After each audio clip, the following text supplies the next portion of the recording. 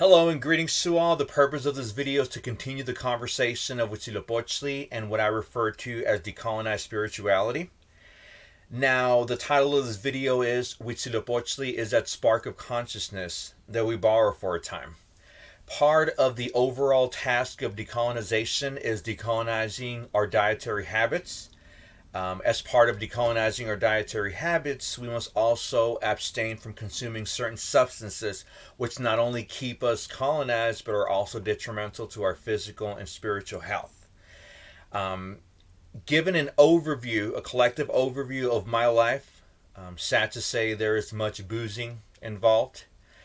And it is sad how I would completely agree with myself to go to the gym, throughout the week for 5 days or whatnot, consume my veggies and fruits and eat healthily. Yet at the end of the week, I was perfectly fine with splurging time in order to consume booze and other intoxicants. If this pandemic has taught us anything, is that we really cannot take life, the current day, or even the following day for granted. As a matter of fact, today, as I went about my morning, I thought to myself, you know what, I haven't had a drink in a while, so why not just buy me a drink? I've always been a big fan of 40 ounces. I like me a King Cobra. Now, given the fact that for the most part I have splurged time and energy in drinking, I stopped short, and then I thought to myself, you know what, I have a number of projects that I haven't, continued to work on. Some of them I haven't even commenced. So rather than, want to splurge the rest of my evening in boozing or whatnot, I really should utilize that time to work on my projects since it's my day off and I have time to work on them. Now, on a side note, remaining sober, fulfilling this certain aspect of decolonization is a daily struggle.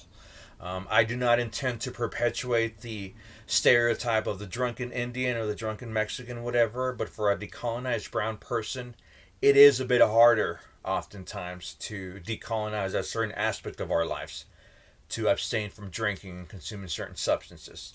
Again, not to generalize unfairly, but in my own life experience, it's been quite a monumental task to take on, to eliminate booze and other substances from my life. Later on, I went on with my day with that same spirit of, you know what, I really want to take advantage of this day, and every day coming forth.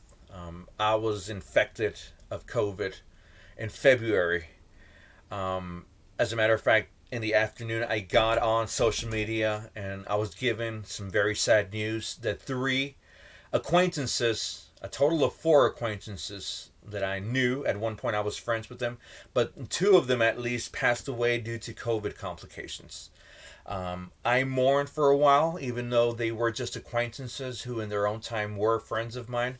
We don't like to lose people. We don't like to confront the fact that I can no longer go back to El Paso, bump into them, or even hang out with them because they're gone. I did cry for a bit because of their lives, but I also thought of my own COVID infection back in February, and that could have very well been me. I thankfully made it through my COVID infection. It's not to say that it can't happen again if I'm careless or whatnot, but I do, host the spirit of gratitude. Part of the spirit of gratitude is not only being grateful of the fact that I made it. A lot of people didn't make it through the winter. A lot of people won't make it to spring, to summer, to the more beautiful times of the year, in my opinion. And for those of us who do, our life is not guaranteed. We're not told at the beginning of our life, you're going to live 80 years, at which point we could probably be like, well, let me goof off the first 40 and I'll start getting my stuff together later on. We don't have that guarantee. We're not even guaranteed the following day, even if we're in perfect health at the time being. With that said, the topic at hand is the fact that Huitzilopochtli is that inner warrior, that spark of consciousness that was loaned to us, but at one point shall evanesce with our own passing. With that said, that inner warrior must see through the completion of all our tasks and all the endeavors and goals that we set for ourselves. A group that I follow on YouTube Is their name is Art Mashika, one of the ladies that's part of the group. Compares Huitzilopochtli to that first spark of light that hits the horizon whenever the sun first enters the scene at dawn. She also compares Huitzilopochtli to that spark of life which a male and a female will pull down during copulation in order to produce the offspring that is part of the act of coitus. That is one of the most beautiful descriptions that I've heard of Huitzilopochtli. So with that said, that is what I want to consider Huitzilopochtli in my life, that spark of consciousness that is a gift that is only loaned to me and which shall see through the completion of my tasks and goals.